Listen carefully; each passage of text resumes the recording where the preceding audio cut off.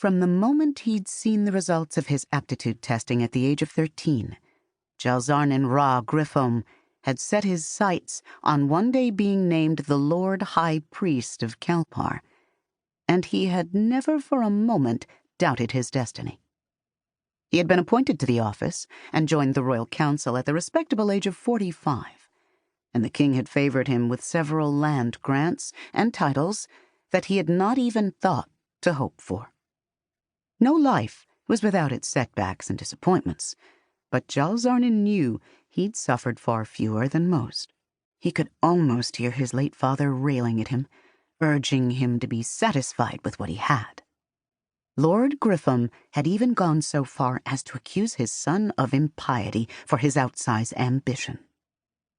But though he suspected there had been at least a kernel of truth in his father's accusation, Jalzarnin was admittedly not the most pious man to have held the office of Lord High Priest.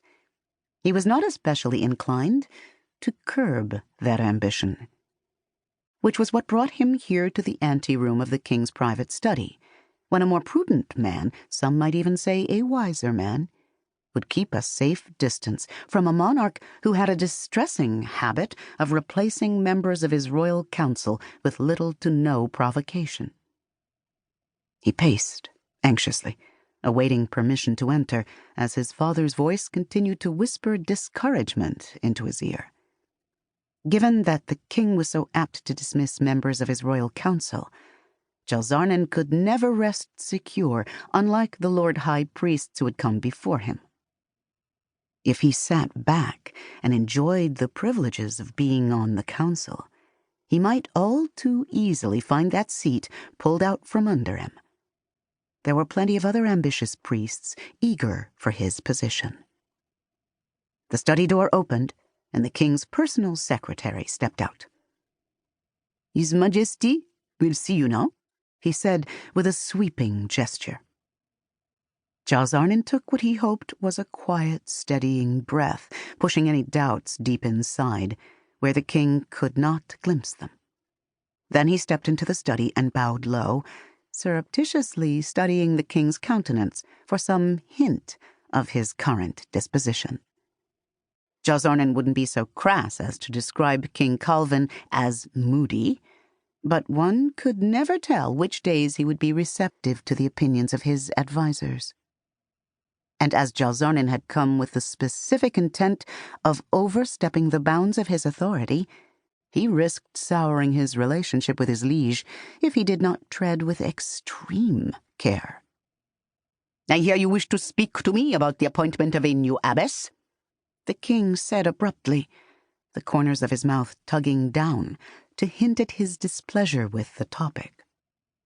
Clearly he was not in one of his more receptive moods, and Jalzarnin fought to hide the flutter of apprehension in his belly.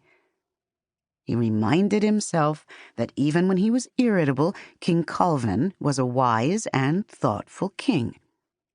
Jalzarnin's interference in a matter that should be none of his affair might annoy him, but that annoyance would pass if he realized his Lord High Priest's suggestion would benefit the kingdom.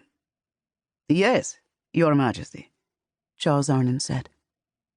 "Perhaps I am getting forgetful in my old age, but I was under the impression you were my Lord High Priest, not my trade minister." The sarcasm was far from a good omen. Any other of the king's advisers, even his Lord Chancellor, would have taken the unsubtle hint and found an excuse to retreat. But Jalzarnin had not attained his position by being timid. "Ordinarily, I wouldn't think to interfere with the trade minister's decision," Jalzarnin said. The trade minister was the lowest-ranking member of the royal council, and it was his job to oversee the abbey of the Unwanted and appoint a replacement when an abbess died.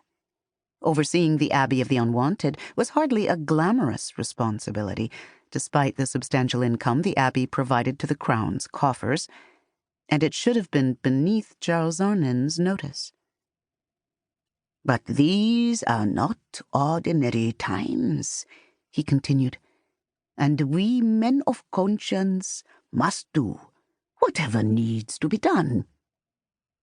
The king's frown deepened into a scowl of displeasure. It had been nearly a year since the abbess of Alta had cast the devastating spell that had cursed the wellspring and changed the very nature of Ro, the element of life. Everything in the king's neatly ordered world had been turned on its head. All the carefully sculpted rules of society disordered in ways it was still difficult to conceive. There were those who were already beginning to view the current situation as normal, fixed and unchangeable, and maybe even right. But King Calvin was not among them.